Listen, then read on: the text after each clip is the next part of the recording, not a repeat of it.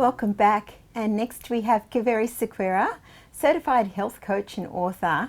And today she's talking about eating seasonally. So Kaveri, welcome back. Thank you, Linda. Great to be back. And seasonal eating today. So why do we eat seasonally? Why should we eat seasonally? Yes, Linda. So we have different seasons in nature. And if we look at nature and how nature works and how animals in nature works, we will get a good indication of how they eat and how their eating habits change with the different seasons as well. Like if you look at winter, or rather autumn, you would see like squirrels moving around collecting all the nuts and anything that's available, because they're actually about to go into dormancy, because in winter there is nothing. They recognize that that's happening. So that's a good behavior of a species that we can look at. In spring, there's new beginnings. There's a lot of leafy green vegetables after a really cold, hard winter. And there's a lot of leafy green vegetables, a lot of plants and animals. They're all moving around because, they can tell that it's in time for new beginnings. In summer, there's a lot of summer berries and even more like, plants and vegetables, and it's great. In autumn, you have a lot of fruit and, a lot of vegetables available. I'm talking about the African seasons now, and that's how we evolve. That's where we evolved, and that was representative of what nature provided at that time, and we ate like that as a species. But now we don't eat like that, because for the simple fact, in the modern world we have everything available to us at all times, and that means that we're not entirely sure what to eat when. It's more of a convenience thing. For example, apple season in Australia is in summer, but apples are available right through the year. Now, whilst that's really awesome and that's really convenient, nature would have enforced that we didn't have apples for at least 9 months of the year. But we're not eating seasonally, and that causes a imbalance in the way we live, and it adversely impacts our health. And that's why it's important to know about what those seasons are, how to eat seasonally, and how to align more to how things are in nature. So Kaveri, what happens if we don't eat seasonally then?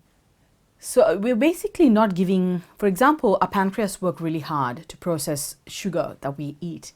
Now, if you're not eating seasonally, we're basically not giving our pancreas a break from anything at all. So there are certain times in the year in nature, and I understand that there's different seasons in different countries in different parts of the world. My suggestion is try to eat what's locally available at that time and seasonally to your local area.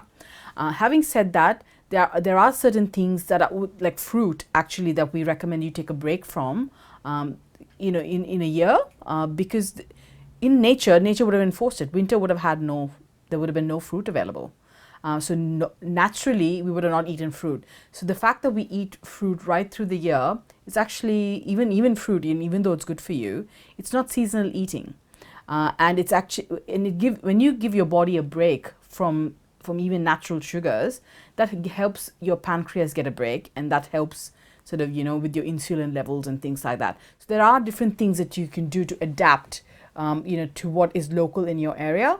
But that's just one example of, what happens when you don't do that. You're not giving your body a break to heal, because you're eating the same food week in and week out. And plus you're not getting enough variety in your food, and that causes a bit of problem as well, because as you're aware, there's 6 different types of hungers, and variety hunger is one of them. And eating seasonally helps you get that variety as well, and get your body to have all the nutrients from varied sources. So that's the benefits. And if you don't do that, then you're missing out. And Kaveri, then what would be your best advice for our viewers to take away with them today? Absolutely. So the best advice I'd have is, look at your local seasons, get familiar with what your local fruit and vegetables are in season at that time of the year. Eat that, because you don't want to be eating an apple that's been imported from California 6 months ago, because it's their apple season. You want to be eating apples when it's your apple season. So make go and get curious about that and discover it, you might find a new fruit or vegetable that you've never eaten before, and you might actually like it. So that's my biggest top tip on this. My other tip is to give even things like fruit a break, because our body has two types of energy sources. One is sugar and one is fat. And sugar basically is something that you can use up immediately, and your body first goes to that. But if you took a break from that sugar, even natural sugars, you would go into a fat burning mode, which actually helps a lot with weight loss. I also recommend that you take a break from things like grain and dairy, because they cause a lot of intolerances and allergies. So if you are eating them, take a break from that. It'll actually help your body heal and get better. Thanks so much, Kaveri. Pleasure. And for more information on Kaveri and seasonal eating, then please go to her webpage on our website, healthwellbeingandlifestyle.com.au, and we'll go to break and see you back after the break with our next guest.